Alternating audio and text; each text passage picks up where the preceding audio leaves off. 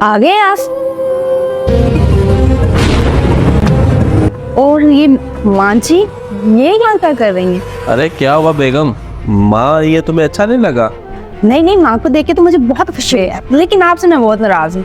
आपने मुझे बताया नहीं कि माँ भी आपके साथ आने वाली है। अगर आपने मुझे बताया था ना कि माँ भी आने वाली है तो इनके लिए मैं अच्छे अच्छे पकवान बना के रखती। अरे बेगम मैं क्या बताऊँ तुम्हें, माँ जी का मुझे अचानक से फोन आया, कहते कि मिलने के बहुत दिल कर रहा है तुम्हें, तो इसलिए मैंने अपने साथ ही ले आया। वैसे अदनान अच्छा ही किया, आप माँ जी को साथ ले आए। अब क्या सारी बातें खड़े खड़े कर लोगे हमसे, बैठने के लिए नहीं कहोगी माँ जी से? आए हाय, आप खड़े क्यों हैं? आए ना अंदर बैठे।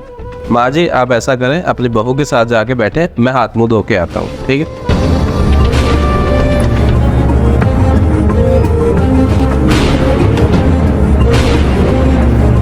हाय माँ, मैं बड़ा ही थक गई हूँ।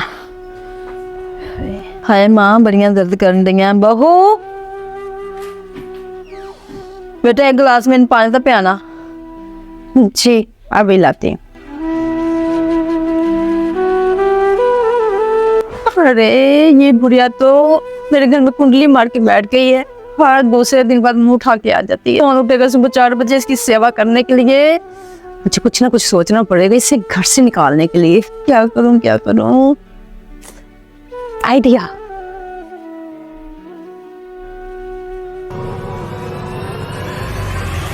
अरे बुढ़िया, क्या सारा दिन बैठ के इधर मुफ्त की रोटी तोड़ती रहती और तुम्हें कोई काम नहीं है? घर में इतना काम पड़ा है, कौन करेगा वो? चल खड़ी हो, काम कर। बहू मेरे नाल इस तरह को गल करनी है। ਇਹ किस तरह का तरीका है तेरे सस नाल गल करन दा? तेरे माँ प्यो ने तेन वड्डियां दी इज्जत करना नहीं सिखाई? किसी दे मुंह च इस तरह वाला खोईदा? इज्जत माय फुट। खड़ी और काम कर। ए बुढ़िया तुम्हें सुनाई नहीं दे रहा? उठ और काम कर।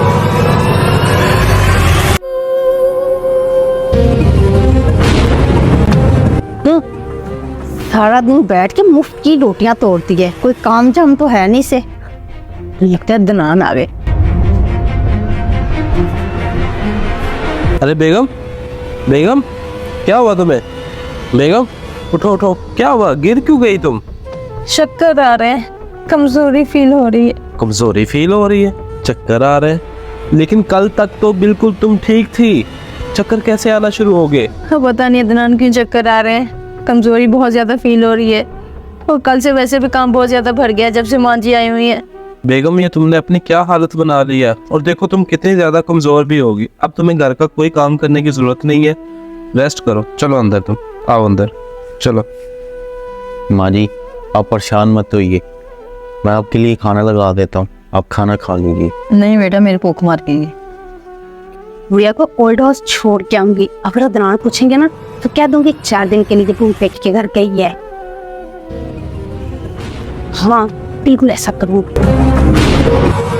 और वैसे भी अदनान को तो मैं मना ही लूंगी।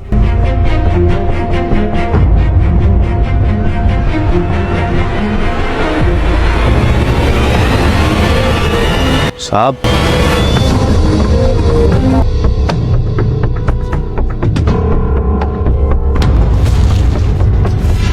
बुढ़िया चल खड़ी हो। कितने मिल लाके चलेंगे? तुम्हें तुम्हारे नए घर छोड़ने के लिए जा रही। पुत्र यही तो मेरा कार है, तुझे तुम्हारे नए घर छोड़ने बेटा मेरा कार है, ओल्ड हाउस छोड़ने जा रही। चलो। ये क्या हो रहा है? अदनान आप कब आए? आप तो लेट आने वाले थे। आज मैं जल्दी आ गया ऑफिस से, बट तुम मुझे ये बताओ, ये माँ जी को कहाँ लेकर जा रही हो तुम? यार माँ जी का दिल घबरा रहा था तो मैं इन्हें बाहर लेके जा रही थी थोड़ा फ्रेशनेस के लिए। अदनान आपने मुझे थप्पड़ क्यों मारा? हाँ मैंने तुम्हें थप्पड़ मारा क्योंकि माँ को तुम कहीं सैर करवाने लेके नहीं जा रही थी, बल्कि तुम उन्हें ओल्ड हाउस छोड़ने जा रही थी। अदनान आप क्या बोले जा रहे हो? आपको मेरी बात पे बिलीव नहीं कि मैं ऐसा नहीं कर सकती? हाँ नहीं है मुझे तुम पे यकीन, मुझे ना अभी थोड़ी देर पहले तुम पे यकीन था, लेकिन जैसे ही मैंने ये वीडियो देखी ना। बुढ़िया को ओल्ड हाउस छोड़ के आऊंगी, अगर अदनान पूछेंगे ना तो कह दूंगी 4 दिन के लिए भूख पेट के घर गई है।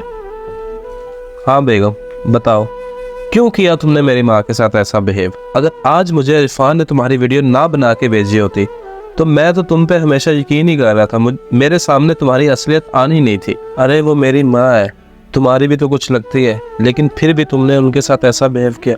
बताओ क्यों किया तुमने, क्यों किया ऐसा? अदनान मैं तंग आ गई थी इनसे, दिन रात मुझसे काम करवाती रहती थी और सुबह 4 बजे तो ये उठ जाती थी। उससे इतना काम नहीं होता था, इसलिए मैं इन्हें ओल्ड हाउस छोड़ने जा रही थी। बेगम बस इतनी सी बात कि तुम्हें मेरी माँ की थोड़ी सी खिदमत करनी पड़ती है, उसके बदले तुम इन्हें ओल्ड हाउस छोड़ने जा रही थी। हाँ बताओ, और तुमने 1 मिनट के लिए भी नहीं सोचा कि इनका क्या होगा, ये उधर कैसे रहेंगी? अरे इनका बेटा अभी मरा नहीं, जिंदा है। तुमने सोच भी कैसे लिया कि तुम इनको उधर छोड़ आओगी? और जो बिहेव तुम मेरी माँ के साथ कर रही हो, सेम बिहेव तुम्हारा भाई और तुम्हारी भाभी तुम्हारी माँ के साथ करे, तुम्हें कैसा लगेगा? बताओ, तुम्हें दुख पहुंचेगा कि नहीं पहुंचेगा? बताओ जरा मुझे। अरे अब बताओ, बता क्यों नहीं रही, चुप क्यों? तुम्हें दुख पहुंचेगा कि नहीं पहुंचेगा? सही कह रहे हैं आप अदनान। अगर कल को मेरी माँ के साथ भी कोई ऐसा करता तो मुझे भी बहुत बुरा लगता, लेकिन अदनान आज मुझे समझ आ गई है, अगर मैं इनकी खिदमत नहीं करूंगी तो कौन करेगा? ये भी तो मेरी माँ जैसी है, आखिर बहू हूं मैं इस घर की। प्लीज अदनान, आप मुझे माफ कर दे, मैं ऐसी गलती दोबारा नहीं करूंगी। बेगम तुम्हें पता है, मैं पता क्या सोचता था कि तुम मेरी माँ की बहुत ज़्यादा खिदमत करते हो, इसीलिए तो मेरी माँ बार बार इधर आती हैं। और तुम्हें पता है, मैं बहुत खुश था कि मेरी एक बहुत अच्छी लड़की के साथ शादी हुई है, लेकिन मुझे लगता है मैं गलत था।